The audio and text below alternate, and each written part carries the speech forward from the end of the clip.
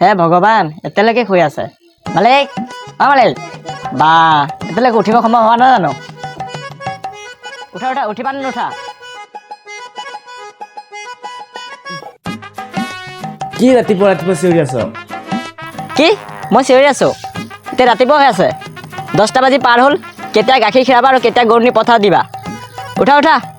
তাকে উঠিবা নে নুঠা উঠিছো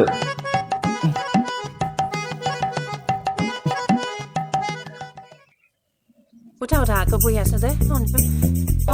মাথা ভাঙিছো নাথাক ৰাতিপুৱা ৰাতিপুৱা মোক